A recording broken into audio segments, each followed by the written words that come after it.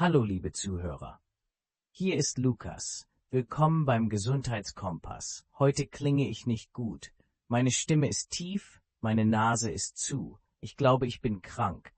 Sarah ist auch da, aber sie sitzt 2 Meter weg. Hallo, Sarah. Hallo Lukas. Ja, ich halte Abstand. Ich möchte nicht krank werden. Du siehst wirklich schlecht aus. Deine Augen sind rot, dein Gesicht ist blass. Was ist los mit dir? Erzähl uns genau, was weh tut. Yeah. Oh, Sarah, alles tut weh. Fangen wir oben an. Mein Kopf, er brummt. Bum, bum, bum. Wie eine Disco in meinem Gehirn. Ich habe starke Kopfschmerzen. Ich kann nicht denken. Kopfschmerzen. Das ist Symptom Nummer 1. Das ist typisch für eine Erkältung oder Grippe. Was ist mit deinem Hals? Tut es weh, wenn du sprichst? Ja, sehr. Mein Hals brennt wie Feuer. Es kratzt. Wenn ich Wasser trinke, tut es weh. Wenn ich schlucke, tut es weh. Ich glaube, mein Hals ist rot und dick. Das sind Halsschmerzen, richtig? Richtig, Halsschmerzen. Und deine Nase? Ich höre es. Du sprichst durch die Nase. Ist sie verstopft oder läuft sie? Beides. Es ist schrecklich. Ich brauche jede Minute ein Taschentuch. Hatschi! Oh, Entschuldigung. Gesundheit. Danke. Siehst du? Ich muss niesen. Ich habe Schnupfen. Gesundheit, Lukas. Bitte nimm ein Taschentuch und wirf es danach weg. Das sind Bakterien. Okay, wir haben Kopfschmerzen, Halsschmerzen und Schnupfen. Was sagt dein Körper? Fühlst du dich heiß oder kalt? Das ist komisch. Erst ist mir heiß. Ich schwitze. Mein T-Shirt ist nass. Und 5 Minuten später ist mir kalt. Ich zittere. Brr. Ich brauche eine Decke. Dann brauche ich wieder Eis. Was ist das? Das klingt nach Fieber. Hast du deine Temperatur gemessen? Hast du ein Thermometer zu Hause? Ein Thermometer? Ich glaube schon. Es liegt im Badezimmer. Warte, ich suche es. Ich stehe auf. Aua, meine Beine sind schwer. Mein Rücken tut weh. Gliederschmerzen habe ich auch. Ich bin zurück. Hier ist das Ding. Wie funktioniert das? Das ist ein digitales Thermometer. Du drückst auf den kleinen Knopf, es macht Piep, dann steckst du es unter den Arm oder in den Mund, aber unter den Arm ist einfacher. Warte, bis es wieder Piep macht. Okay, ich stecke es unter den Arm, ich warte. Wir warten alle. Das dauert lange. Piep, piep, piep. Es ist fertig. Ich schaue auf das Display, da steht eine Zahl. 38,5. Ist das gut? 38,5 Grad Celsius. Das ist Fieber. Normal ist 36 bis 7, ab 38 ist es Fieber, ab 39 ist es hohes Fieber. Du hast also leichtes bis mittleres Fieber. Lukas, du gehörst ins Bett, nicht ins Radio. Aber die Sendung, die Zuhörer, ich muss arbeiten. Nein, Lukas. Gesundheit ist wichtiger als Arbeit. Wer krank ist, bleibt zu Hause. Du kannst andere Leute anstecken. Das ist gefährlich, besonders für alte Menschen oder Babys. Okay, du hast recht. Ich fühle mich wie ein alter Mann. Ich bin müde und schwach, aber ich habe keine Medikamente zu Hause. Mein Schrank ist leer. Nur alte Bonbons. Was soll ich tun? Soll ich zur Apotheke gehen? Mit Fieber solltest du nicht herumlaufen. Aber zuerst brauchst du einen Arzt, du brauchst eine Diagnose. Vielleicht ist es nur eine Erkältung, vielleicht ist es die Grippe oder Corona. Du musst einen Arzt anrufen. Einen Arzt anrufen. Ich hasse telefonieren, besonders wenn ich krank bin. Wen rufe ich an? Die Polizei? 110? Nein, Lukas, nicht die Polizei. Das ist kein Notfall. Du blutest nicht. Du stirbst nicht. Du rufst deinen Hausarzt an. Der Hausarzt ist der Arzt für alles. Hast du einen Hausarzt in Berlin? Ich glaube schon. Dr. Müller oder Dr. Schmidt. Ich war lange nicht krank. Ich muss im Internet suchen oder in meinem Handy. Ah, hier. Allgemeinarzt Dr. Weber. Ist das ein Hausarzt? Ja, Allgemeinarzt ist Hausarzt. Das ist perfekt. Ruf dort an, jetzt sofort, mach einen Termin, sag, dass du Schmerzen hast und Fieber. Okay, ich trinke einen Schluck Wasser, mein Hals tut weh, ich nehme das Telefon. Liebe Zuhörer, im nächsten Teil rufe ich den Arzt an. Hoffentlich verstehe ich die Sprechstundenhilfe. Bleibt dran. Hallo zurück, Teil 2. Ich sitze hier mit meinem Telefon. Meine Hände zittern ein bisschen. Fieber und Angst. Sarah hilft mir. Ich muss Dr. Weber anrufen. Ich wähle die Nummer. 0, 3, 0 für Berlin. Und dann 1, 2, 3, 4, 6. Es tutet. Sei ruhig, Lukas. Sprich langsam und deutlich. Sag zuerst deinen Namen, dann sag, was los ist. Und frag nach einem Termin für heute. Es klingelt. Niemand geht ran. Ah doch. Eine Frau spricht. Praxis Dr. Weber, guten Morgen. Ich sage, guten Morgen, mein Name ist Lukas Meyer. Puh, der erste Satz ist raus. Gut, und jetzt, was fragt sie? Sie fragt, sind Sie schon Patient bei uns? Was bedeutet das? War ich schon mal da? Ja, ich glaube vor 2 Jahren, wegen meinem Fuß. Ich sage ja, ich bin Patient. Sie fragt, wie schreibt man Ihren Namen? Oh, das muss ich buchstabieren. M-E-I-E-R. Meyer mit I. Das ist wichtig in Deutschland. Es gibt Meyer mit E, Meyer mit I. Alles kompliziert. Richtig. Buchstabieren ist sehr wichtig am Telefon. Was fragt sie jetzt? Fragt sie nach deinen Beschwerden? Ja, sie fragt, was fehlt Ihnen? Ich sage, ich habe Kopfschmerzen, Halsschmerzen und Fieber, 38,5 Grad. Sie sagt, oh, das klingt nach einem Infekt. Infekt heißt Krankheit, oder? Ja, ein Infekt ist eine Infektion, Viren oder Bakterien, hat sie einen Termin frei, Ärzte sind oft sehr voll. Sie schaut in den Computer. Ich höre sie tippen. Tipp, tipp, tipp. Sie sagt, können Sie heute um 11:30 Uhr kommen? 11:30 Uhr. Ich schaue auf die Uhr. Jetzt ist es 9 Uhr. Das schaffe ich. Ich sag, ja, das passt. Sie sagt, bitte bringen Sie Ihre Versichertenkarte mit. Die Versichertenkarte. Oh nein. Wo ist die? Sarah, das ist diese kleine Karte von der Krankenkasse, oder? Genau, die elektronische Gesundheitskarte. Da ist dein Foto drauf und deine Daten. Ohne die Karte muss der Arzt eine Rechnung schreiben. Das ist kompliziert. Hast du sie im Portemonnaie? Ich suche Kreditkarte, Ausweis, Bibliotheksausweis. Ah, hier ist sie. AOK oder TK oder Barmer. Ja, ich hab sie. Sie ist gültig. Puh, Glück gehabt. Die Frau am Telefon sagt noch etwas. Bitte tragen Sie eine Maske. Eine Maske. Wie bei Corona. Ja, Lukas. In der Arztpraxis sind viele kranke Menschen. Wenn du hustest oder niest, fliegen die Viren durch die Luft. Die Maske schützt die anderen. Und dich auch. Hast du eine FFP2-Maske? Ich muss suchen. In meiner Jackentasche ist bestimmt eine. Ja, hier ist eine. Sie ist ein bisschen zerknittert, aber sauber. Okay, Termin steht. 11:30 Uhr. Maske habe ich. Wie komme ich jetzt zum Arzt? Kannst du laufen? Ist der Arzt weit weg oder nimmst du den Bus? Autofahren mit Fieber ist keine gute Idee. Deine Reaktion ist langsam. Der Arzt ist 3 Stationen mit dem Bus. Ich nehme den Bus, aber ich fühle mich schwach. Vielleicht nehme ich ein Taxi. Das kostet Geld, aber ich bin schnell da.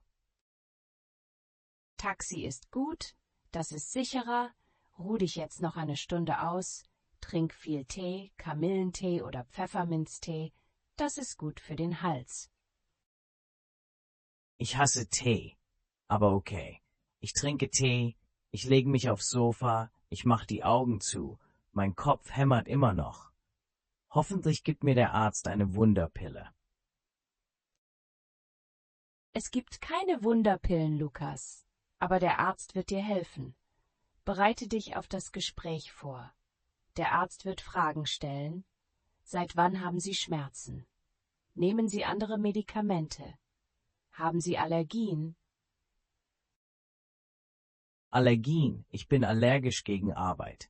Haha, kleiner Scherz. Nein, ich habe keine Allergien. Ich merke mir das. Seit wann? Seit gestern Abend. Medikamente? Keine. Allergien? Keine. Ich bin bereit. Liebe Zuhörer, ich fahre jetzt zum Arzt. Drückt mir die Daumen. Wir hören uns gleich wieder, wenn ich im Wartezimmer sitze. Bis gleich. Hallo aus dem Wartezimmer. Ich bin jetzt in der Praxis. Es riecht hier typisch nach Arzt, nach Desinfektionsmittel und es ist voll. Viele Leute husten. Hust, hust. Ich habe meine Maske auf. Gut gemacht, Lukas. Hast du dich angemeldet vorne am Empfang? Ja. Ich bin zur Rezeption gegangen. Ich habe gesagt, guten Tag, ich habe einen Termin um 11:30 Uhr. Die Frau war sehr nett. Ich habe ihr meine Karte gegeben. Sie hat die Karte in ein Gerät gesteckt. Piep. Dann hat sie mir die Karte zurückgegeben. Sie hat gefragt, haben Sie Ihre Adresse geändert? Ich habe Nein gesagt. Dann hat sie gesagt, bitte nehmen Sie im Wartezimmer Platz. Der Doktor kommt gleich. Das ist der Standardsatz. Der Doktor kommt gleich. Das kann 5 Minuten dauern oder 50 Minuten. In Deutschland wartet man oft lange beim Arzt. Auch mit Termin. Was machst du jetzt? Ich sitze auf einem Stuhl. Er ist hart. Auf dem Tisch liegen Zeitschriften Automotorsport von 2015 und Frau im Spiegel. Ich lese nichts. Ich schließe meine Augen. Mein Kopf tut immer noch weh. Eine Frau neben mir schnieft laut. Ein Kind weint. Das ist Stress. Aber warte, die Tür geht auf. Eine Assistentin ruft, Herr Meier, bitte. Das bin ich. Ich stehe auf. Ich gehe in das Behandlungszimmer. Jetzt wird es ernst. Das Behandlungszimmer, da steht eine Liege, ein Schreibtisch, ein Computer und viele Geräte. Der Arzt kommt rein, Dr. Weber. Was sagt er? Er sagt, guten Tag, Herr Meier, was führt Sie zu mir? Er gibt mir nicht die Hand, wegen der Hygiene. Wir nicken uns zu. Ich setze mich. Ich erzähle wieder meine Geschichte. Kopf, Hals, Fieber. Er hört zu. Er schreibt etwas in den Computer. Dann sagt er, bitte machen Sie den Oberkörper frei. Das heißt, ich muss mein T-Shirt ausziehen. Ja, er will deine Lunge abhören. Das macht er mit dem Stethoskop, das kalte Ding aus Metall. Er legt es auf deinen Rücken und auf deine Brust. Es ist wirklich kalt, Burr. Er sagt, bitte tief einatmen und ausatmen. Ich atme ein. Hu. Ich atme aus. Er macht das 3-mal. Er sagt, die Lunge ist frei. Das ist gut, oder? Ja, das ist sehr gut. Keine Lungenentzündung, keine Bronchitis. Was untersucht er noch? Er sagt, bitte öffnen Sie den Mund und sagen Sie Ah. Ich mache den Mund weit auf. Ah. Er leuchtet mit einer kleinen Lampe in meinen Hals. Er nimmt so ein Holzstäbchen und drückt meine Zunge runter. Wirk, das mag ich nicht. Er sagt, oha, der Hals ist sehr rot. Die Mandeln sind geschwollen. Mandeln? Habe ich Nüsse im Hals?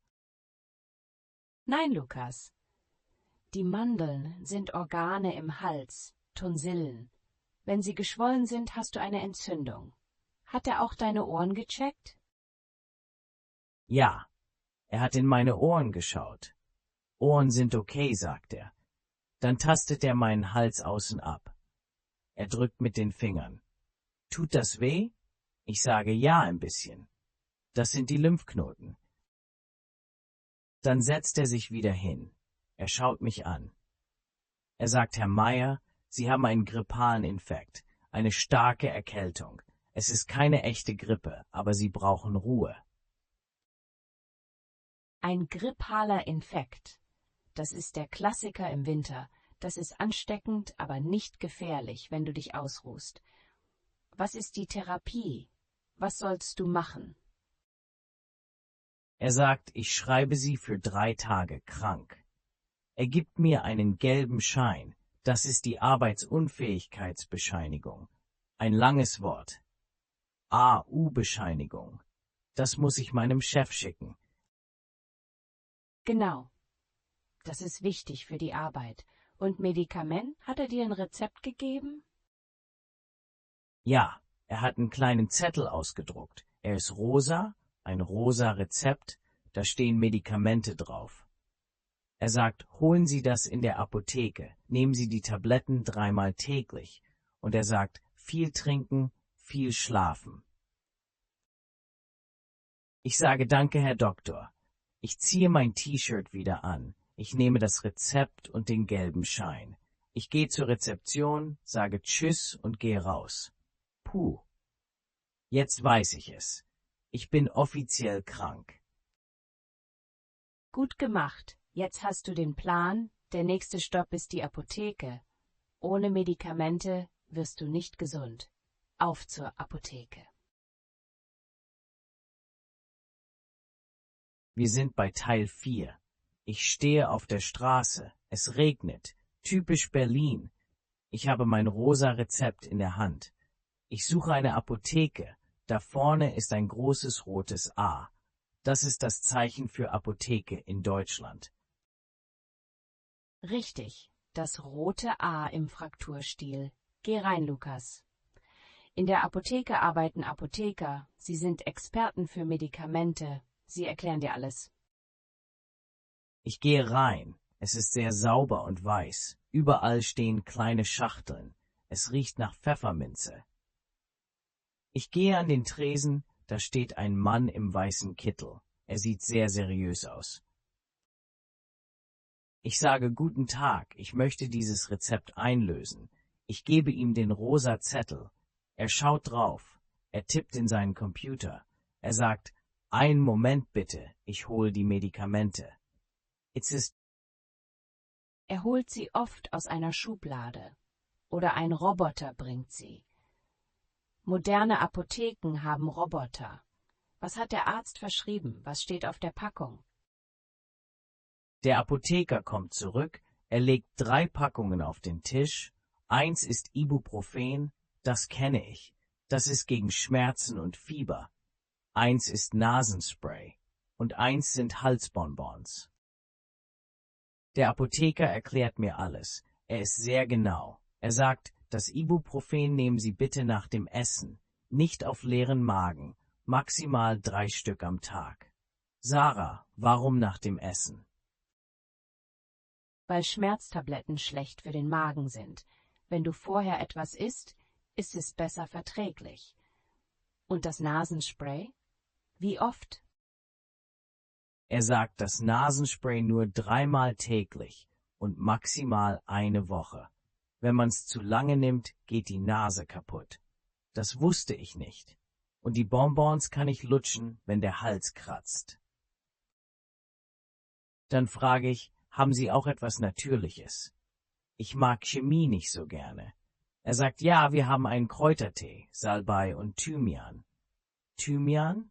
Ist das nicht für Pizza? Nein, Thymian ist super gegen Husten und Salbei ist gut gegen Halsschmerzen. Das ist ein guter Tipp. Nimm den Tee auch. Was kostet das alles? Das Rezept ist rosa, also zahlt die Krankenkasse, oder? Ja und nein. Der Apotheker sagt, Sie müssen eine Zuzahlung leisten. Zuzahlung. Das heißt, ich muss einen kleinen Teil bezahlen. Meistens 5 Euro pro Medikament. Und der Tee ist privat. Den muss ich ganz bezahlen. Er sagt, das macht zusammen 18,50 Euro. Ich hole mein Portemonnaie, ich bezahle mit Karte, piep. Er gibt mir eine Tüte und er sagt gute Besserung. Das ist nett. Gute Besserung. Das sagt man Kranken immer. Jetzt hast du alles. Schmerztabletten, Spray, Tee. Jetzt musst du schnell nach Hause. Dein Fieber steigt vielleicht wieder. Ja, mir ist wieder kalt. Ich zittere. Ich gehe zur Bushaltestelle. Der Bus kommt sofort. Ich habe Glück. Ich setze mich in den Bus. Ich will nur noch in mein Bett. Zu Hause angekommen. Ich schließe die Tür. Endlich. Meine Wohnung. Es ist warm hier. Ich ziehe meine Jacke aus. Ich gehe in die Küche. Ich muss Wasser kochen für den Tee. Ich nehme den Wasserkocher. Ich fülle Wasser rein. Klick. Es kocht. Ich nehme eine große Tasse. Ich tue den Teebeutel rein. Das heiße Wasser dampft. Es riecht nach Kräutern. Nicht lecker, aber gesund. Jetzt muss ich essen.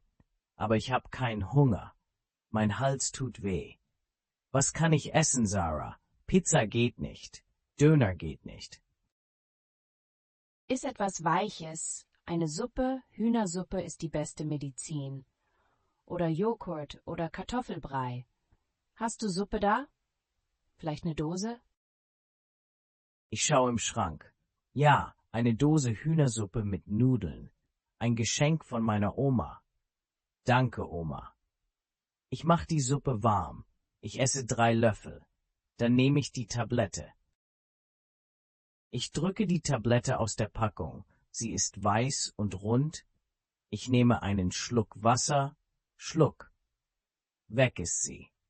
Jetzt hoffe ich, dass sie wirkt. Ich gehe ins Schlafzimmer. Ich ziehe meinen Pyjama an. Ich krieche unter die Decke. Schlaf gut, Lukas. Schlaf ist die beste Medizin. Wenn du schläfst, arbeitet dein Körper gegen die Viren.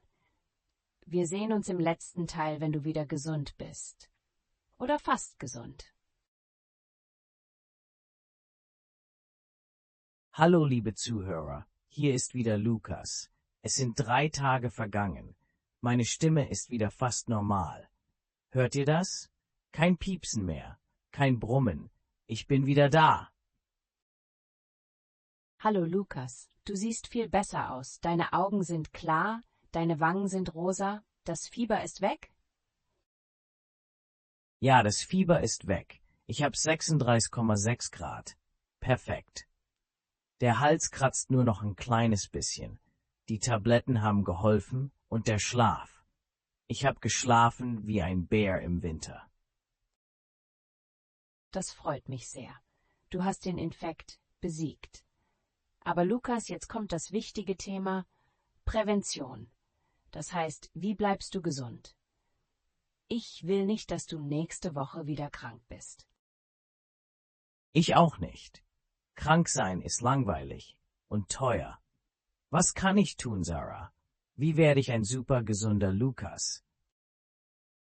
Es gibt 3 Säulen der Gesundheit. 1 Ernährung, 2 Bewegung, 3 Erholung. Fangen wir mit dem Essen an. Was isst du normalerweise? Naja, Brot mit Salami, Pizza, Schokolade, Cola, manchmal ein Apfel, wenn er da liegt.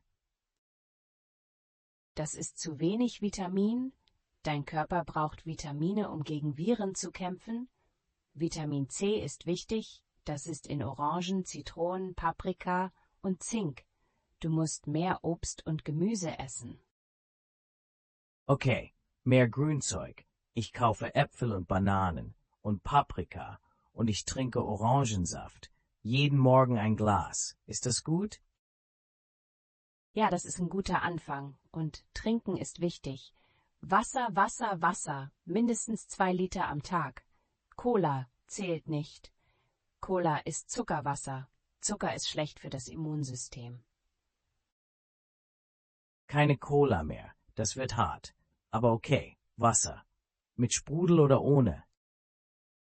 Das ist egal, Hauptsache Flüssigkeit. Jetzt Punkt 2, Bewegung. Sport. Machst du Sport, Lukas? Ich laufe zum Bus und ich trage meine Einkaufstaschen in den 3. Stock. Ist das Sport? Nein, das ist Alltag. Sport heißt, du schwitzt, dein Herz schlägt schneller, Joggen, Schwimmen, Fahrradfahren 3-mal pro Woche für 30 Minuten, das stärkt dein Herz und deine Abwehrkräfte. Joggen. Ich habe Laufschuhe. Sie sind noch neu, im Karton. Vielleicht sollte ich sie anziehen. Ich kann im Park laufen. Aber nicht heute. Heute regnet es. Es gibt kein schlechtes Wetter, nur schlechte Kleidung, aber fang langsam an. Spazieren gehen ist auch gut. Frische Luft ist wichtig. Heizungsluft trocknet die Nase aus. Dann kommen die Viren leichter rein. Okay, spazieren gehen, Fenster aufmachen, lüften, das mache ich. Und was war Punkt 3? Erholung. Ich liege gerne auf dem Sofa. Das ist meine Spezialität. Erholung heißt auch weniger Stress. Stress macht krank. Wenn du zu viel arbeitest, zu viel Sorgen hast, wird dein Körper schwach. Du brauchst Pausen und guten Schlaf. Gehst du früh ins Bett? Meistens um Uhr nachts. Ich schaue Serien oder Spiele. Das ist zu spät. Der Körper repariert sich vor Mitternacht am besten. Versuch mal um 23 Uhr zu schlafen, ohne Handy im Bett. Das blaue Licht vom Handy stört den Schlaf. Kein Handy im Bett. Du bist streng, Sarah. Aber du hast recht. Wenn ich müde bin, bin ich oft krank. Also Äpfel essen, Wasser trinken, im Park laufen, früh schlafen. Das ist der Plan. Das ist ein super Plan. Und noch etwas, Hände waschen. Wenn du nach Hause kommst, Hände waschen. Vor dem Essen Hände waschen. Mit Seife. 20 Sekunden lang. Das tötet die Bakterien. Hände waschen. Das habe ich gelernt. Happy Birthday 2-mal singen beim Waschen. Das sind 20 Sekunden. Gut. Sarah, ich fühle mich jetzt schon gesünder. Ich werde mein Leben ändern. Ein bisschen. Ab morgen. Heute esse ich noch meine letzte Schokolade. Zur Feier des Tages. Na gut, ein Stück ist okay. Genuss gehört auch zur Gesundheit, aber übertreib es nicht. Danke, Sarah, für die Tipps und danke an Dr. Weber und die Apothekerin. Ich bin froh, dass wir in Deutschland gute Ärzte haben, auch wenn man warten muss. Gesundheit ist das Wichtigste, was wir haben. Pass gut auf dich auf, Lukas. Das mache ich. Und ihr auch, liebe Zuhörer. Bleibt gesund. Esst Vitamine, wascht die Hände. Das war der Gesundheitskompass. Bis zum nächsten Mal. Tschüss. Tschüss und bleibt gesund.